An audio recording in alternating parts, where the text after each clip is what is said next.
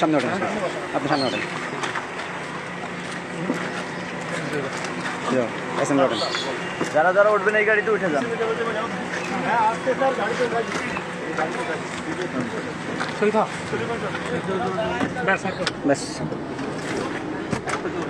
না আর কেউ নেই।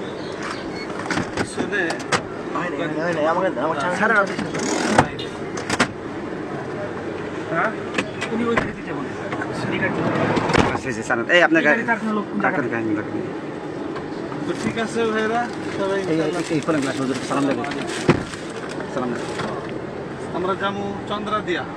আমি ওনার সাথে গাড়ি কেটে দাঁড় করেন, সুরে গাড়ি যাবেন।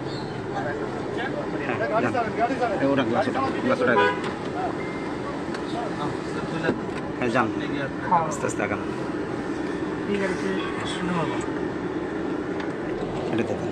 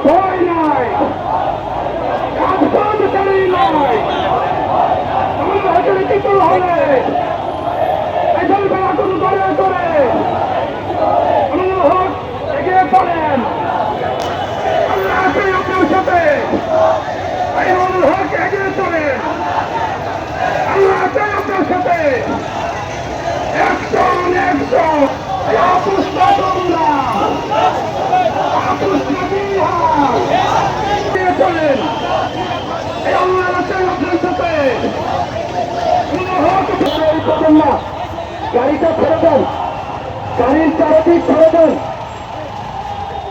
গাড়ির পিছনে যারা আছেন তারা সামনে ছেড়ে দেন, গাড়ির পিছনে যারা আছেন সামনের দিকে চলে যান।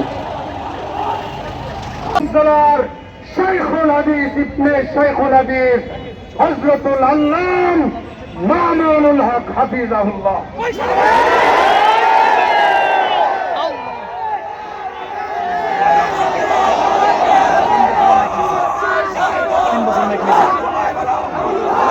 السلام عليكم ورحمة الله. الحمد لله وكفى وسلام على عباده الذين اصطفى. أما بعد فأعوذ بالله من الشيطان الرجيم. بسم الله الرحمن الرحيم. لا تثريب عليكم اليوم يغفر الله لكم وهو أرحم الراحمين. صدق الله العظيم. সমবেত প্রাণপ্রিয় তৌহিদি জনতা, বিভিন্ন স্তরের ধর্মপ্রাণ মুসলমান ভাই ও বন্ধুগণ, ছাত্র বন্ধুগণ এবং প্রিয় এলাকাবাসী, আল্লাহ পাক রব্বুল আলামিনের শুকরিয়া আদায় করি। আল্লাহর দ্বীনের কথা বলার অপরাধে, আল্লাহর দ্বীনের বিজয়ের ঝান্ডা এবং চেতন উদ্দীন করার প্রত্যয় ব্যক্ত করার অপরাধে, আল্লাহর জমিনে আল্লাহর দ্বীন প্রতিষ্ঠার আন্দোলনের অপরাধে আমরা অনেক ভাই কারারুদ্ধ হয়েছিলাম। পর্যায়ক্রমে সকলেই আলহামদুলিল্লাহ জিন্দানখানার লৌহ প্রাচীর ভেদ করে মুক্ত জীবনে ফিরে এসেছেন। আজ আমার মুক্তির মধ্য দিয়ে 2021 সালে হেফাজতে ইসলাম বাংলাদেশ এবং এদেশের আলেম সমাজের উপর ইতিহাসের অন্যতম এক গভীর ষড়যন্ত্র এবং চক্রান্ত নির্যাতনের দৃষ্টিমদোলার পরিচালনা করা হয়েছিল, তার একটি প্রাথমিক অধ্যায়ের পরিসমাপ্তি ঘটল। আমরা স্পষ্ট ভাষায় বলতে চাই, আমাদের উপর জুলুম করা হয়েছে, আমরা নির্যাতিত, অন্যায়ভাবে আমাদেরকে কারারুদ্ধ করা হয়েছে, বুলেটের আঘাতে আমাদের ভাইদেরকে হত্যা করা হয়েছে।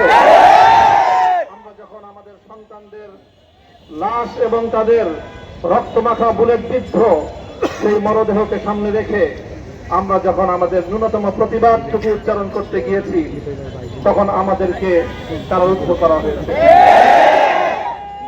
আমাদেরকে নানাভাবে নিষ্পেষণ করা হয়েছে, আমাদেরকে জনগণ থেকে বিচ্ছিন্ন করার সব ধরনের অপচেষ্টা চালানো হয়েছে। আমি আজ এই মুহূর্তে আমার এই মুক্তি উপলক্ষে আমি বলতে চাই, আমাদের উপর জুলুম করা হয়েছে, এটাকে আমরা সহ্য করে নিলাম। আমাদের ভাইদেরকে হত্যা করা হয়েছে, সেটাও সহ্য করে নিলাম। আমরা আমার সন্তানের লাশ কাঁধে তুলে নিয়েছি, সেটাকেও আমি হাসি মুখে বরণ করে নিলাম। আমাদেরকে অপমান এবং লাঞ্ছনার সব ধরনের ষড়যন্ত্রের সম্মুখীন হতে হয়েছে, সেটাও আমরা হাসি মুখে বরণ করে নিয়েছি। কিন্তু আল্লাহর জমিনে আল্লাহ এবং তার রাসূলের কোন সম্মান এক মুহূর্তের জন্য আমরা বরদাস্ত করি না। আমরা আমাদের সর্বোচ্চ ত্যাগ এবং কোরবানি স্বীকার করতে প্রস্তুত রয়েছি, জীবন দিতে প্রস্তুত রয়েছি। জমিনে আল্লাহর দ্বীনের ঝান্ডা সমুন্নত করেই আমাদের যাত্রা থামবে ইনশাআল্লাহ। হয়তো শাহাদাত, নয়তো খেলাফত ইনশাআল্লাহ।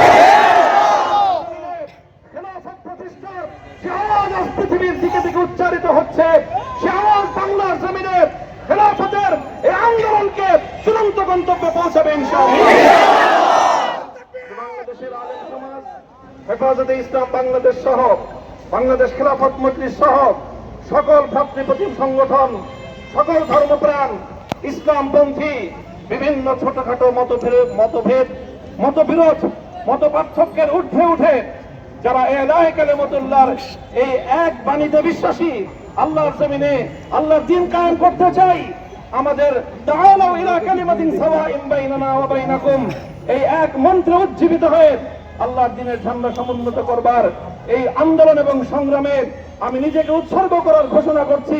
এবং আমার সকল ভাইদেরকে, আমি সকল উলামায়ে কেরামকে এবং ধর্মপ্রাণ মুসলমানদেরকে, ইসলামী নেতৃত্বকে ঐক্যবদ্ধভাবে এই সংগ্রামের ঝান্ডা সমুন্নত করবার, ধারণ করবার আহ্বান জানাচ্ছি। এবং আপনাদের সকলকে আবার শুকরিয়া জ্ঞাপন করছি যে আজকে আপনারা এভাবে আমাকে উৎসাহিত করেছেন, উজ্জীবিত করেছেন। আল্লাহ পাক আপনাদের সকলকে উত্তম বিনিময় দান করুন। প্রিয় ভাইরা, জুমার